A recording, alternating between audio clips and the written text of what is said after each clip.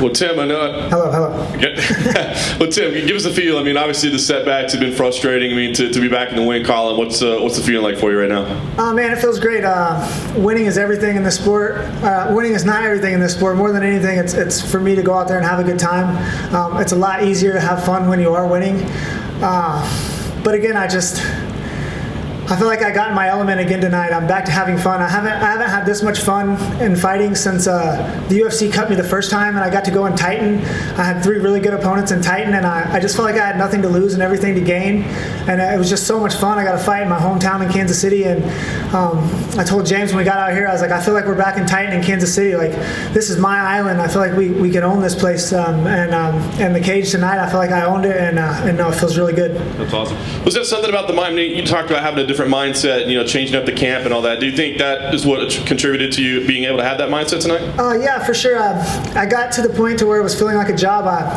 I just moved into a new house in Kansas City, me and my girlfriend Gina Mazzani, and I've just been in such a comfort zone out there in my little bubble, and it's so comforting and it's so safe. And I wasn't winning fights in that safe environment, and it was good to get back and get back to living that fighter lifestyle where I drove to Kansas City. I was sleeping on somebody else's house. I was 5 minutes away from the gym. I was in the gym all day again, and it's somebody else's gym at that. So I was just the guy. I was living that fighter lifestyle, like the guys living on people's couches and training hard, and man, it felt good. It felt good to be back to living that grind again and out of that comfort zone.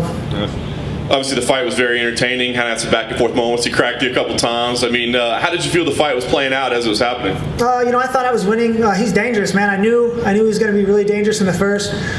Two punches he rung my bell with, and that knee bar was tight, man. It hurt. It was straining, but he hit a point to where it wasn't going any further, and I knew at that point it wasn't going to break off. And I was lucky enough to have James Krause in my ear. It was tight, and Krause coached me out of that. It's hard to have somebody coach you out of a submission, but when you trust somebody as much as I trust him, it's easy to listen. And I'm a drone out there. I try to be the drone and just let him work the controls, and he's good enough to where if I can do that, then I can beat anybody.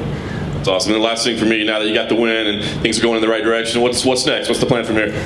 Train, keep getting better, sit around by the phone, wait for the UFC to call, and take these opportunities. I'm an opportunistic guy. I'm lucky enough to be part of history. I was part of history when the COVID took over and I could fight at the Apex, and now I'm part of history fighting out here at Fight Island.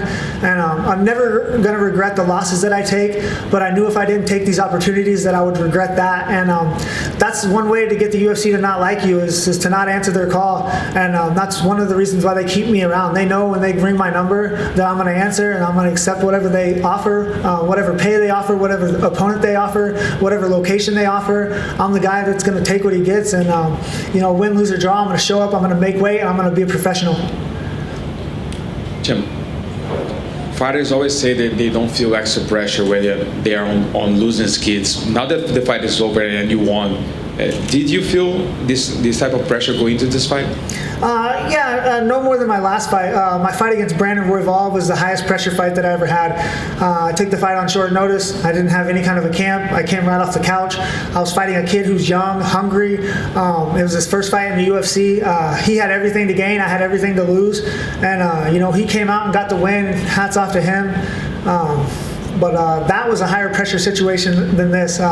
This was fun for me. I got to fly out to an island on a beach and fight a well-rounded opponent that I know, and fight with some of my best friends are here. My girlfriend's here in my corner. I couldn't be happier. This is a vacation for me. I gotta come to a beautiful spot I've never been before with some of my best friends and do something that I love, which is fight.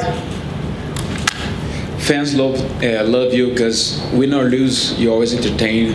Do you like being that person that, or do you think that maybe if it gets you to maybe be a little bit boring, but get a win streak together to get to another title shot, would you maybe change the way you are? I'm changing every day. I don't know about being more boring, but it's funny you said that. My coach Our motto going into this fight was be boring sometimes. So I didn't really get to do that this fight, but I'm still getting better. I'm still learning. I'm getting older, so I'm changing the way that I fight daily. And I had 2 weeks back in Kansas City with James Krause. Give me 2 months and you're going to see a different guy. Give me 2 years, you're going to see a different guy. I'm still evolving. I'm still getting better, and I'm back to having fun again in the sport, and that makes me a dangerous man. He asked you to be boring, but he during this camp, did he change the way you train to get you more boring, let's say?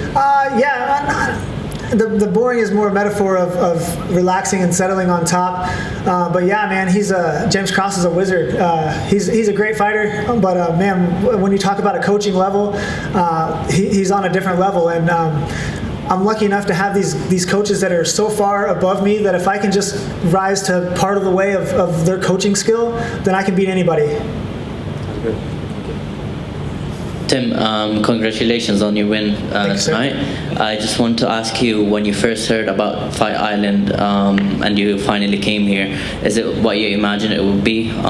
How was your experience so far and so on? So as soon as I heard about it, I knew that I wanted to be a part of it. I knew that I was going to be a part of it, and it's everything that I expected. I have never been to this part of the world before, and it's not just beautiful and amazing, but the people here are so nice. The people working at the hotel are amazing. The people serving the food are so accommodating. Everybody is smiling. The poor people are wearing full hazmat suits, and they're still laughing and joking around. I'm from the Midwest, so it's all yes sir and thank you ma'am, and people are happy. But when I go out to Las Vegas, it's not all like that. Las Vegas and Californians, they're not really like that. But the people here, the food here, the sights here, everything has been it's been really amazing. And being a kid from a small town in Kansas, this is a dream come true for me.